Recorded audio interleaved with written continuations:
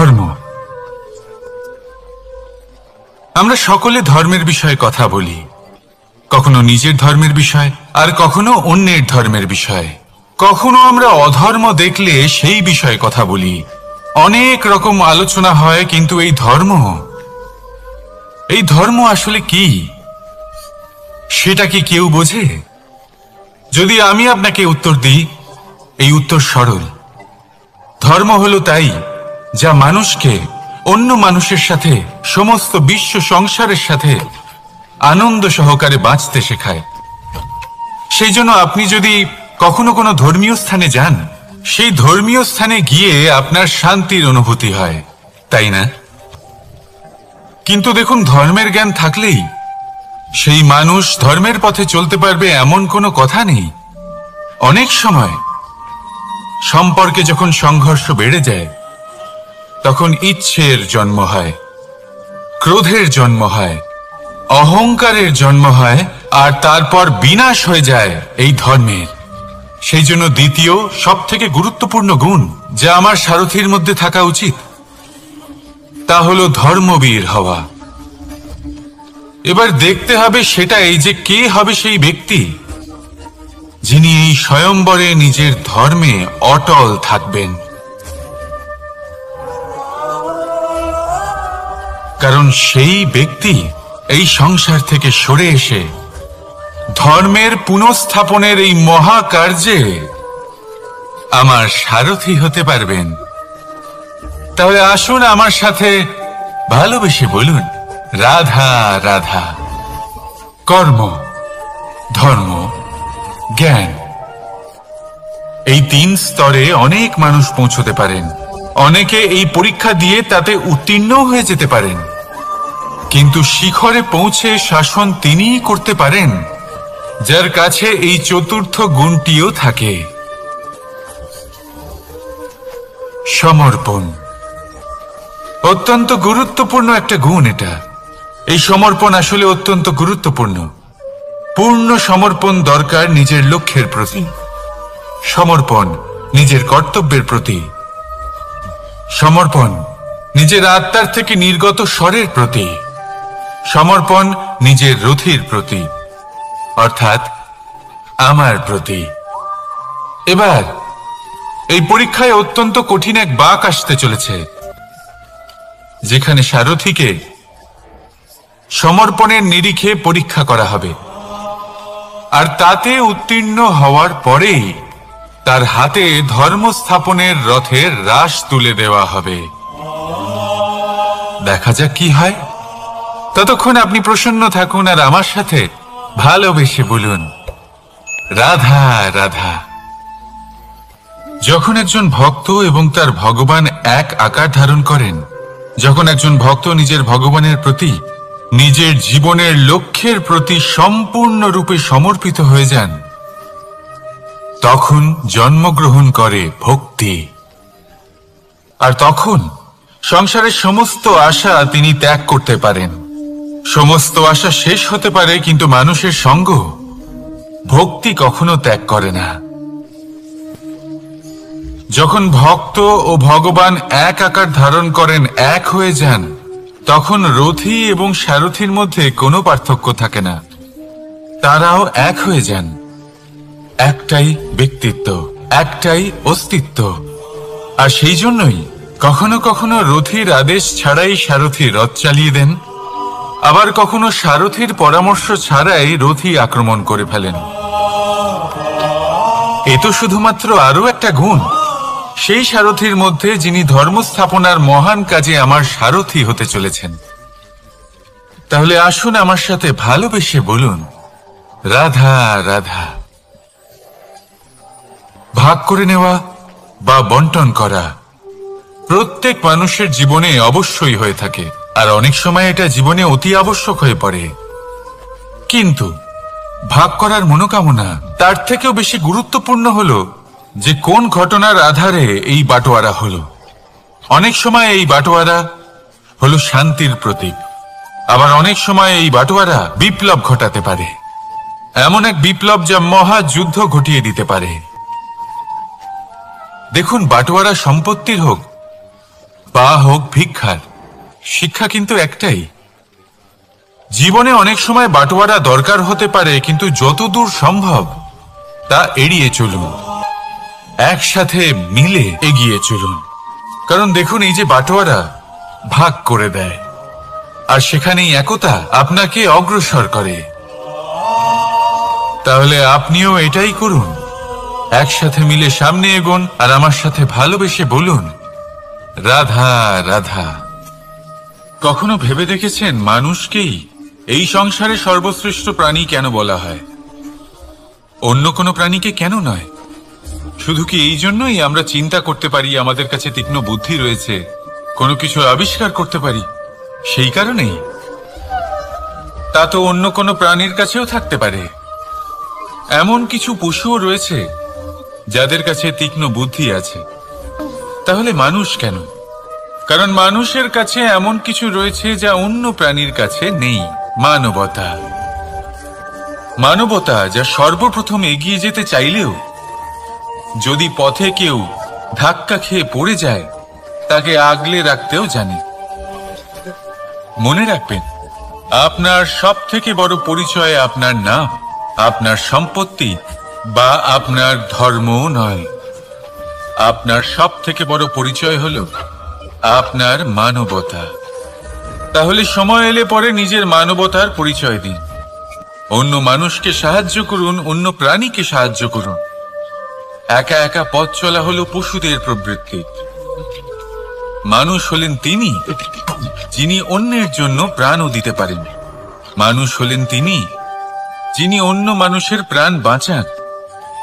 সেই মানবতাকে জাগিয়ে তুলুন, আর এই জীবন বাঁচতে শুরু করুন।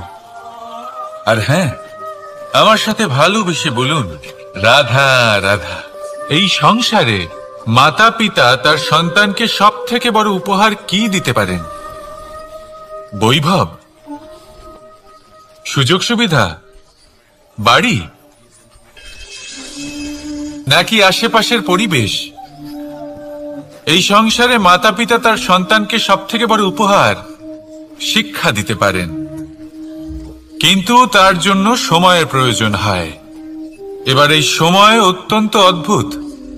সময়ের ধারণা সবার রয়েছে। কখনো কখনো কিছু কঠিন সময় বরদানের মতো আমাদের সম্মুখে আসে। এরকম কোন সমস্যার কথা যদি আমি বলি, যেমন যুদ্ধ, মহামারী, মহা অসুখ, এরকম সময় আমাদের কাছে যথেষ্ট সময় থাকে। এই সময় আমরা চিন্তা করি, ভয়ভীত হই, কে জানে কত সম্পত্তির ক্ষয়ক্ষতি হবে। এবার এই সময় কিভাবে কাটিয়ে ওঠা যায়? অশুভ চিন্তা তার মনের মধ্যে বাসা বাঁধে। সে বুঝতে পারে না সে কি করবে। আমি বলবো, চিন্তা ত্যাগ করুন, এই ভয়কে ত্যাগ করুন। আর মনে রাখুন একটা গুরুত্বপূর্ণ কথা, যে ঈশ্বর আপনাকে বরদান দিয়েছেন যাতে আপনি নিজের কর্তব্য পূর্ণ করতে পারেন। কর্তব্য, নিজের পরিবারকে সময় দেওয়া, নিজের সন্তানকে শিক্ষা দেওয়া। তাদের সাথে বসুন, কথাবার্তা বলুন, আলোচনা করুন। কিছু কথা তারা বলবে, কিছু আপনি বলবেন, কিছু আপনি শিখবেন, কিছু তারা শিখবে। তাদের সাথে খেলা করুন, তাদের সাথে পূর্বপুরুষের গল্প করুন। এইসব করলে তাতে না শুধু তাদের ভবিষ্যৎ উজ্জ্বল হবে, বরং আপনিও সন্তুষ্টি পাবেন। ভয়ভীত হবেন না। আজ বর্তমানে আপনি কি করতে পারেন যাতে আপনার বর্তমান সঠিক হবে এবং ভবিষ্যৎ উজ্জ্বল হবে, তাতে একাগ্র হন। সবকিছু শুভ হবে। রাধা রাধা। সকালে উঠে সবার আগে স্নান করেন কেন? বুঝতেই পারে না। কেন কথায় কথায় বারান্দা উঠোন পরিষ্কার করা হয়? বুঝতেই পারে না। অনেক মানুষজন এটাকে ধার্মিক এবং অন্ধবিশ্বাস বলে, কিন্তু যদি আমি আপনাকে সত্যি কথা বলি, প্রত্যেক ধর্ম বিজ্ঞানসম্মত। প্রত্যেক কাজের পেছনে বৈজ্ঞানিক সত্যতা লুকিয়ে রয়েছে, কিন্তু প্রত্যেক মানুষ সেই নিয়ে কতটা ভাবেন, কতটা বোঝেন আর কি পদক্ষেপ নেন, তা হলো আলাদা এবং অত্যন্ত গুরুত্বপূর্ণ, কিন্তু তা হলো বিজ্ঞানসম্মত। আজও যখন আমি আগে বাড়ি যাই, মা সবার আগে আমার হাত পা ধুয়ে দেন, তারপর সবকিছু। তাই আপনি পরিচ্ছন্ন থাকুন, তাহলে আপনি সুস্থ থাকবেন।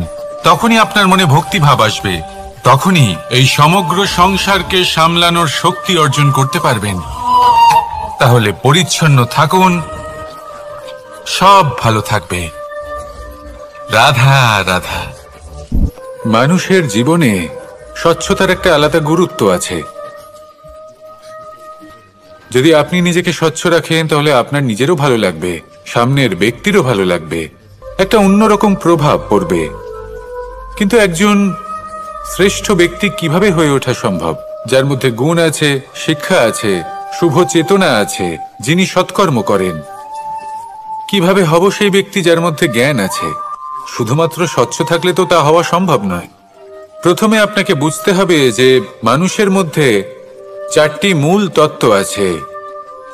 প্রথম হলো তার শরীর, যার দ্বারা উনি যে কোনো কর্ম করে থাকেন।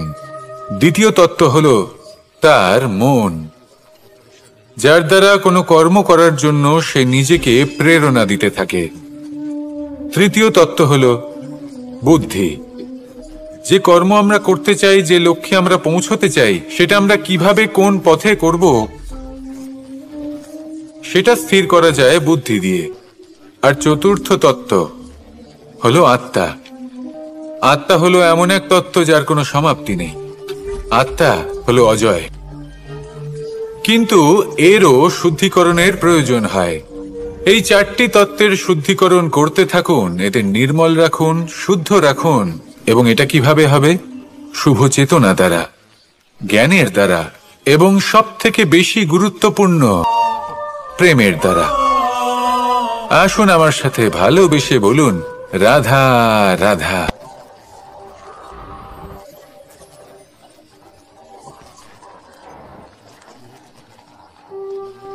জল এই সংসারের সমস্ত প্রধান তত্ত্বের মধ্যে একটি। এই জল যে কোনো জ্বালা দূর করে, আগুনকে নিভিয়ে দেওয়ার ক্ষমতা রাখে, অবিরল অবিচল ভাবে প্রবাহিত হতে পারে, একে কেউ বাধা দিতে পারে না।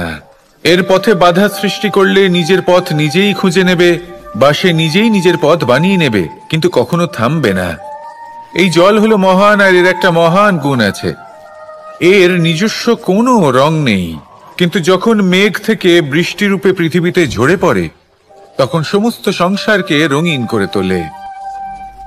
যেখানে খরা হয়েছে সেখানে শ্যামল করে তোলে, যে স্থান শ্যামল সেখানে ভিন্ন ভিন্ন প্রকারের পুষ্প ফুটিয়ে তোলে। এই জল, এই জলের মতন আমাদের হতে হবে। ওর যেমন কোনো রং নেই, আমাদেরও যেন কোনো অহংকার না থাকে। শুধু কর্মের এই ধারাতে বইতে থাকুন, এই সংসারের মঙ্গল করতে থাকুন, শ্রেষ্ঠ কর্ম করতে থাকুন। এই সংসারকে এটা বলার কোনো প্রয়োজন নেই যে আপনি কে। আপনি যদি কর্ম করতে থাকেন তাহলে এই সংসার নিজে থেকেই আপনার মূল্য জানতে পারবে। আর তখন এই মন প্রসন্ন হয়ে বলবে, রাধা রাধা। একদিকে হলো আঙুর আর অন্যদিকে কিশমিশ। দেখতে গেলে এই দুটোই সবারই খুব প্রিয়, শিশু হোক, যুবক হোক, বা কোনো বৃদ্ধ ব্যক্তি হোক না কেন। আর দেখতে গেলে এই কিশমিশ, এটা আঙুর থেকেই আসে, তারই অন্য একটি রূপ। কিন্তু কখনো হাটে যান আর গিয়ে জিজ্ঞেস করুন যে এই কিশমিশ আর আঙুর, এই দুইয়ের মধ্যে অধিক মূল্য কার? আপনিও নিশ্চয়ই জানবেন যে কিশমিশের মূল্য আঙুরের থেকে অনেক গুণ বেশি। এবার এরকম কেন হয়? এর পেছনে কি কারণ থাকতে পারে? একদিকে হলো সেই আঙুর যা টাটকা অবস্থায় গাছ থেকে পেড়ে খাওয়া যায়, আর অন্যদিকে হলো কিশমিশ যাকে মাসের পর মাস রোদে ফেলে রাখা হয়। একদিকে আঙুর যা কিনা অত্যন্ত রসালো, আর কিশমিশে কোনো রসই নেই। একটি হলো অত্যন্ত কোমল এবং সুন্দর, অন্যটি অমসৃণ এবং তাতে বিন্দুমাত্র সৌন্দর্য নেই, তাও তার মূল্য বেশি। এইসব কেন হয়? এই কারণেই হয় কারণ সেই আঙুর অনেক মাস পর্যন্ত রোদ সহ্য করে থাকে, কষ্ট সহ্য করে থাকে, তবেই সেই আঙুর কিশমিশে পরিণত হয়। এবার জীবনের কড়া রোদ যাকে সহ্য করতে হয়, তার সাথেও এটাই হয়ে থাকে। তারও মূল্য আপনা থেকেই বৃদ্ধি পায়। আপনার জীবনে আপনার গুণ, আপনার প্রতিভা তা অত্যন্ত গুরুত্বপূর্ণ। কিন্তু যখন আপনি অভিজ্ঞতা লাভ করেন তখনই সেই অভিজ্ঞতা আপনার গুণ এবং প্রতিভাকে আরো অনেক বেশি শ্রেষ্ঠ করে তোলে। তাই জীবনের কঠোর রোদের মধ্যেও দাঁড়িয়ে থাকাটা শিখে নিন, সাহসের সাথে কঠিন পরিস্থিতির সম্মুখীন হওয়াটা শিখে নিন। ঠিক এইভাবেই অভিজ্ঞতা লাভ করতে হয়, আর এই অভিজ্ঞতা আপনার মূল্য বৃদ্ধি করতেই থাকবে। আর তখন এই মন প্রসন্ন হয়ে বলবে, রাধা রাধা। জীবনে আমরা সবাই, এই সংসারে প্রত্যেকেই শুধুমাত্র ওপরে উঠতে চায়। এমন কেউ নেই যে নিচে পড়তে চায়। কিন্তু আপনাকে যদি সত্যের সাথে পরিচয় করাই, তাহলে নিচে পড়া অত্যন্ত আবশ্যক। যখন আপনি নিচে পড়েন তখন সর্বপ্রথম আপনার মনে পড়ে ওপরে যখন ছিলেন সেই স্থান, সেই সময় এবং তার গুরুত্ব কি ছিল। তার থেকেও বড় শিক্ষা, আপনার যখন পতন ঘটে তখন আপনি বুঝতে পারেন আপনার আপন কে আর আপনার পর কে। কে আপনার শুভাকাঙ্ক্ষী আর তারা কে যারা আপনাকে ঈর্ষা করেন, আপনাকে ঘৃণা করেন। দেখুন, যখন আপনার পতন ঘটে সেই সময় যিনি হাত বাড়াবেন আপনাকে সাহায্য করার জন্য, উনিই আপনার আপনজন। আর যখন আপনার পতন ঘটে তখন শান্ত হয়ে দেখবেন যে আপনাকে দেখে হাসছে সেই আপনার পর। আর এই আপনজন আর পরের জ্ঞান তখনই হবে যখন আপনার পতন ঘটবে, তখন নয় যখন আপনি উন্নতি করছেন। সেই কারণে পতনকে কখনো ভয় পাবেন না। এটা আপনাকে জীবনের খুব বড় এক শিক্ষা দিয়ে যায়। রাধা রাধা। ব্যক্তি কখন সফল হয়, কখন অসফল, কখন ক্ষতি হয়, কখন লাভ, কখন জয় হয়, কখন পরাজয়, এসব কিসের উপরে নির্ভরশীল? বেশিরভাগ লোকেই বলবেন পরিস্থিতির ওপর। আর সেটা ঠিকও। যদি বাইরে বর্ষার পরিবেশ থাকে তবে সেখানে বস্ত্র কিভাবে শুকোতে পারে? যদি ঝড়ের পরিবেশ থাকে তাহলে নৌকা কিভাবে পার করানো যেতে পারে? কিন্তু যদি আমি আপনাকে আসল সত্যি বলি, তাহলে অসফলতার কারণ পরিস্থিতি নয়, সেই পরিস্থিতিকে স্বীকার করে নেওয়া। প্রত্যেকের জীবনে এরকম সময় অবশ্যই আসে যখন আমরা চাইলেও পরিস্থিতিকে পাল্টাতে পারি না। পরিস্থিতিকে পাল্টানো অসম্ভব হয়ে ওঠে।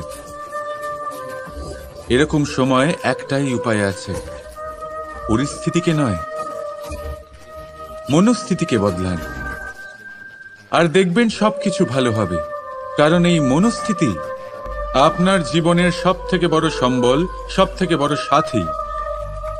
দেখুন, অপবাদ, অসফলতা প্রত্যেকের জীবনের একটা অংশ অবশ্যই, কিন্তু আপনাকে নিরন্তর চেষ্টা করে যেতে হবে, পুনরায় ঘুরে দাঁড়িয়ে এগিয়ে যেতে হবে, তবেই সফলতা আসবে। যদি এতই সহজ হতো সফল হওয়া, তাহলে সবাই সফল হতো, তাই তো? রাধা রাধা। বন্ধুত্ব, সংসারের সব থেকে বড় সম্পর্ক এই বন্ধুত্ব। জীবনে মা, বাবা, ভাই, বোন, এইসব সম্পর্ক আমরা বাঁচতে পারি না, কারণ এগুলি আমরা জন্মের সাথেই পাই। কিন্তু বন্ধুত্ব একটাই এমন সম্পর্ক যেটা আমরা বাছাই করতে পারি, যা আমরা বানাই, যা আমরা এগিয়ে নিয়ে যাই। তাই এই বন্ধুত্ব নিয়ে গর্ব করুন। যাকে আপনি বন্ধু বেছেছেন তাকে নিয়ে গর্ব করুন। যদি আপনারা দুজনে একসাথে থাকেন তাহলে সেটা নিয়ে গর্ব করুন। যদি আপনার বন্ধু জীবনে এগিয়ে যায়, সফলতা পায়, তাহলে গর্ব করে বলুন, এই সফল মানুষটি আমার বন্ধু। যদি আপনার বন্ধু কোনো কারণে পিছিয়ে পড়ে, কোনো বিপদে পড়ে যায়, তখনও গর্বের সাথে তার পাশে দাঁড়িয়ে বলুন যে এই মানুষটি আমার বন্ধু। বন্ধুর সাথে একজোট হয়ে দাঁড়িয়ে থাকুন, যে কোনো পরিস্থিতিতে, সেটা ভালোই হোক বা খারাপ। এটাই মানুষের সব থেকে বড় পরীক্ষা। আর যে এই পরীক্ষায় উত্তীর্ণ হবে, বুঝে নেবেন তার জীবনে কোনো বিপদ আসতেই পারবে না। তারও না, তার বন্ধুর জীবনেও নেই। তাহলে আসুন আর আমার সাথে ভালোবেসে বলুন, রাধা রাধা। আমরা সকলে পরিশ্রম করি আর তার ফলও আমরা ভোগ করি, কিন্তু অনেক সময় এরকম হয় যে পরিশ্রম আমরা করি কিন্তু বাহবা অন্য কেউ পেয়ে যায় বা অন্য কেউ নিয়ে যায়। এবার এই সময় আমরা নিরাশ হয়ে পড়ি, হতাশ হয়ে পড়ি, তারপর কাজে আমাদের একটুও মন বসে না। আমরা আমাদের পূর্ণ যোগদান করা বন্ধই করে দিই।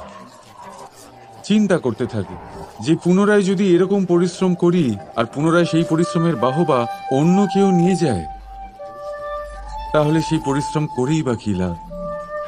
আর তার পরিণাম, এই সংসার আপনাকে নিকৃষ্ট মনে করতে শুরু করে। এবার আপনি জিজ্ঞেস করবেন এরকম সময় কি করা উচিত।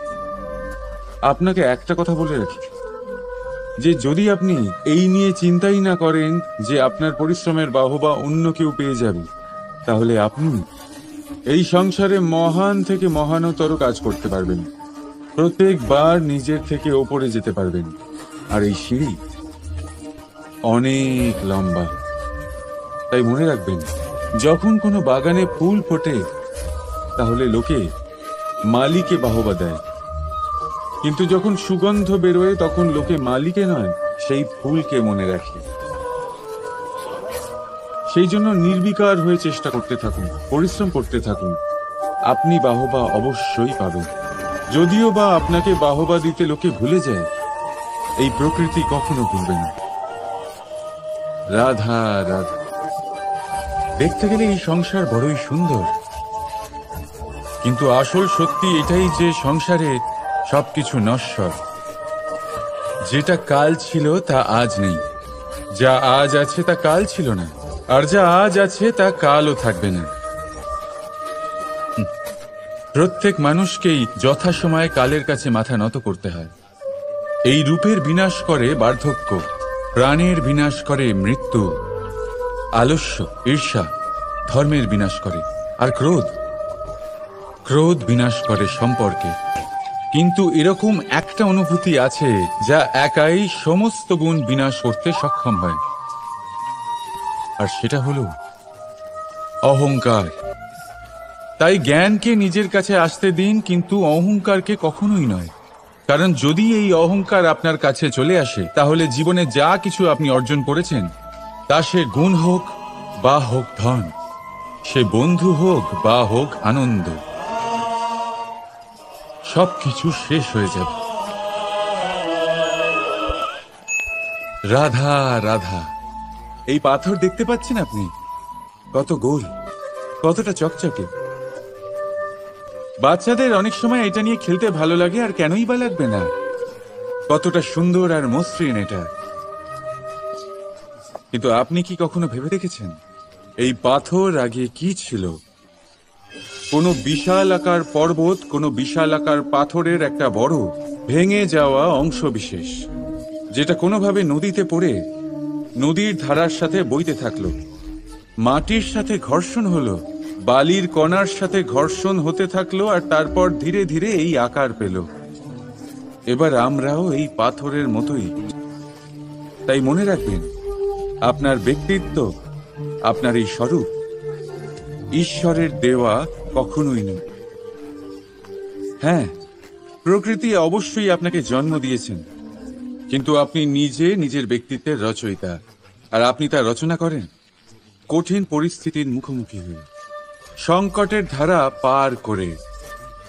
তাই আপনিও এই পাথরের মতো নিরন্তর চেষ্টা করতে থাকুন, নিজের অস্তিত্ব বজায় রাখুন, এই অস্তিত্বকে মহান করতে থাকুন, আর আমার সাথে ভালোবেসে বলুন, রাধা রাধা। বর্ষাকালে যখন ভয়ানক বৃষ্টি হয়, তীব্র গতিতে যখন হাওয়া চলে, তখন আপনি নিশ্চয়ই দেখেছেন যে পাখিরা, যাদের বাসা মাঝে মাঝে ভেঙে পড়ে, নষ্ট হয়ে যায়। কিন্তু আপনি কি কখনো সেই পাখিদের বিলাপ করতে দেখেছেন? কখনো নয়। যখনই সেই বৃষ্টি থেমে যায়, তারা আবার একটু একটু করে খড়কুটো জোগাড় করে তাদের বাসা বানিয়ে ফেলে।